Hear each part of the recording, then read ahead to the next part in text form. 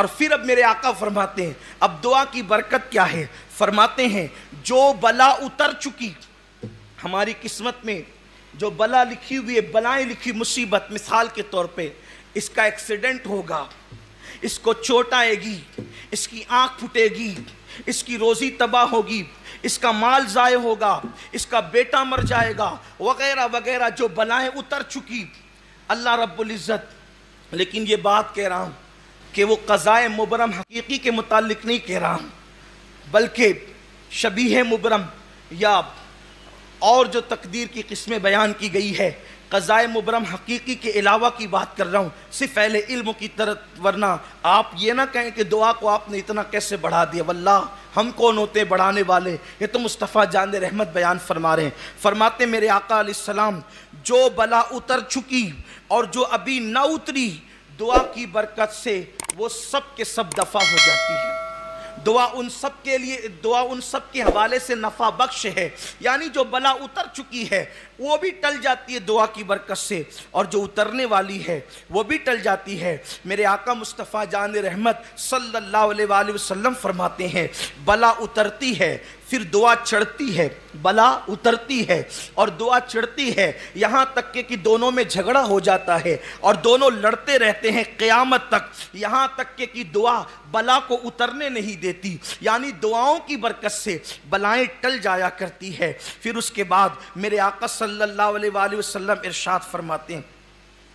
کیا میں تمہیں وہ چیز نہ بتاؤں؟ اب یہاں خاص توجہ، یہ حدیث پاک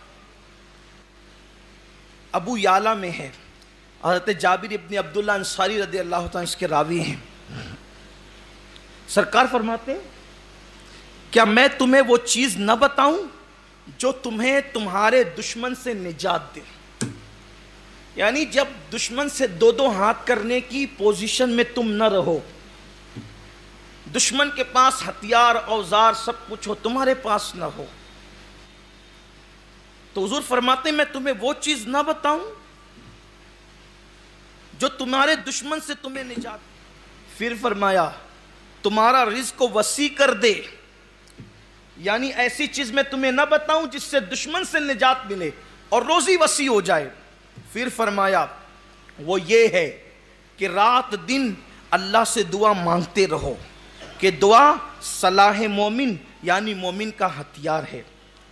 جہاں پر انسان کی طاقت جواب دے جاتی ہے وہاں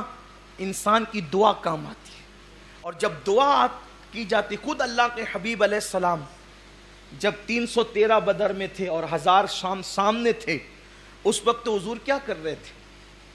اللہ کے رسول کھڑے ہو کر دعا ہی تو کر رہے تھے، دعا کر رہے تھے اللہ کے حبیب علیہ السلام، اور دعا کی برکت سے دشمنوں پر فتح ملتی ہے، غلبہ نصیب ہوتا ہے، دعا کی طاقت بڑی مضبوط ہے، دعا سے رزق وسیع ہوتا ہے، دعا سے اللہ تعالیٰ روزی میں وسعت عطا فرماتا ہے۔ اب پھر میرے آقا علیہ السلام فرماتے ہیں دعا نہ کرنے کا نقصان، جو دعا نہیں کرتے، آج کل نکل گئے نا ایسے سب فرقے، اب تو وہ اس پہ بھی مناظرے کی بات کرتے ہیں کہ نماز کے بعد دعا کر سکتے ہیں کہ نہیں کر سکتے، یعنی کل تک سلام پہ لڑتے تھے اب دعا بھی کرنے سے روکتے ہیں۔ قدرت بے نقاب کر رہی ہے، قدرت بے نقاب، کیا لوگوں کو ہو گیا، دعا سے بھی روک رہے ہیں، جس کو مغز عبادت قرار دیا گیا لوگ اس سے بھی منع کر رہے ہیں، اس پہ بھی بحث ہے، یہ نماز پڑھو اور نکل جاؤ، حالانکہ حدیث پاک ہے اس پر بھی کہ جو دعا نہیں کرتا، حضور علیہ السلام دیکھیے کیا فرما رہے اس کے لیے۔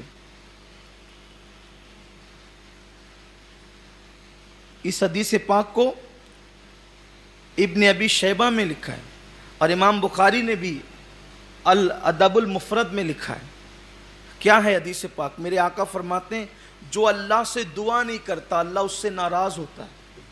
اللہ اس پہ غضب فرماتا ہے، یعنی جو دعا کرنا چھوڑ دے قدرت اس پر غضبناک ہو جاتی ہے، اللہ اس سے ناراض ہو جاتا ہے، بلکہ اللہ فرماتا ہے جب تو مجھ سے نہیں مانگتا تو میں تو پھر بے نیاز ہوں، جا، جب تو مجھ سے نہیں مانگتا تو میں بے نیاز ہوں تجھ سے، جا، اسے کیا ہے، اسے کیا ہے؟ تو فرمایا گیا مانگتے رہو اگر خدا کی خوشی چاہتے ہو۔ اللہ تعالیٰ فرماتا ہے حدیث قدسی ہے جو مجھ سے دعا نہ کرے گا میں اس پہ غضب فرماؤں گا، یعنی دعا مانگے گا تو رحمت کروں گا اور دعا نہیں کرے گا تو اللہ فرماتا ہے میں اس پہ غضب فرماؤں گا۔ پھر میرے آقا صلی اللہ علیہ وآلہ وسلم جو ہے وہ امت کو بتا رہے ہیں کہ اے میری امت، آقا کریم صلی اللہ علیہ وسلم ترغیب دے رہے ہیں کہ مانگتے رہو تاکہ خدا کی رحمت ملتی رہے۔ اب امام اہل سنت کے والد بزرگوار امام المتکلمین مولانا نقی علی خان رحمۃ اللہ علیہ اب کتنی پیاری بات نصیحت کر رہے ہیں امت محمدیہ کو۔ اے عزیز، دعا ایک عجیب نعمت ہے اور عمدہ دولت ہے کہ پروردگار نے اپنے بندوں کو کرامت فرمائی اور ان کو تعلیم، حل مشکلات میں اس سے زیادہ کوئی چیز مؤثر نہیں، اور دفع بلا و آفت میں کوئی بات اس سے بہتر نہیں۔ یعنی جب بلاؤں میں پھنس جاؤ، مصیبت میں پھنس جاؤ تو دعا سے بہتر کوئی اس کا حل نہیں ہو سکتا۔ دعا کرتے رہو، اس کی برکتیں حاصل کرتے رہو۔ پھر امام المتکلمین ارشاد فرماتے ہیں کہ ایک انسان جب دعا کرتا ہے تو اس کو 5 فائدے نصیب ہوتے ہیں۔ وہ جو دعا مراد پوری ہوگی وہ تو ہوگی، اس سے پہلے صرف دعا کرنے کی برکت سے اس کو 5 فائدے نصیب ہوتے ہیں۔ فرماتے ہیں پہلا فائدہ کہ اس کا شمار عبادت کرنے والوں میں ہوتا ہے، وہ عابدوں میں لکھا جاتا ہے، کیونکہ دعا کرنا یہ خود عبادت ہے، بلکہ عبادت کا مغز ہے، سر عبادت ہے، تو جو دعا کرے اس کا شمار عابدوں میں ہوتا ہے۔ دوسری فضیلت اس کو یہ نصیب ہوتی ہے کہ وہ اقرار عجز و نیاز اللہ رب العزت کی بارگاہ میں کرتا ہے، یعنی عاجزی کرتا ہے، اعتراف کرتا ہے گناہوں کا، تو اللہ رب العزت کی قدرت اور اس کا کرم اس بندے کی طرف متوجہ ہوتا ہے۔ پھر تیسری چیز فرماتے ہیں کہ تیسری سعادت اس کو یہ نصیب ہوتی ہے کہ جو لوگ دعا نہیں کرتے ان پر خدا غضب کرتا ہے، تو یہ دعا کرنے والا اپنے آپ کو اللہ کے غضب سے بچا لیا کرتا ہے۔ اور پھر فرماتے ہیں چوتھی سعادت جو نصیب ہوتی ہے اس کو سنت پر عمل کرنے کا ثواب ملتا ہے، اس لیے کہ سب سے زیادہ اگر زمین پر کوئی شخصیت اور ذات دعا کرنے والی گزری ہے تو وہ مصطفیٰ جان رحمت کی ذات ہے۔ حضور دنیا میں آئے تو بھی دعا کرتے کرتے آئے، اور دنیا سے گئے تو بھی دعا کرتے کرتے تشریف لے گئے۔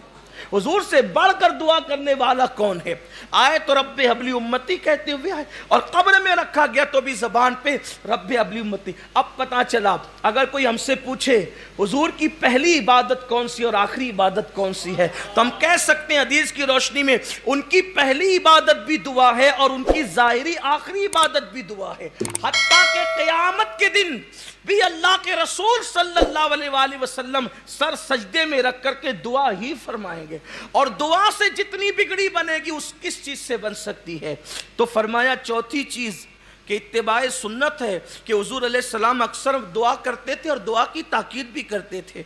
اور پانچویں سعادت دفع بلا و حصول مدعا، کہ یعنی کہ دعا قبول بھی ہوگی اور اس کا مدعا اس کو نصیب ہوگا۔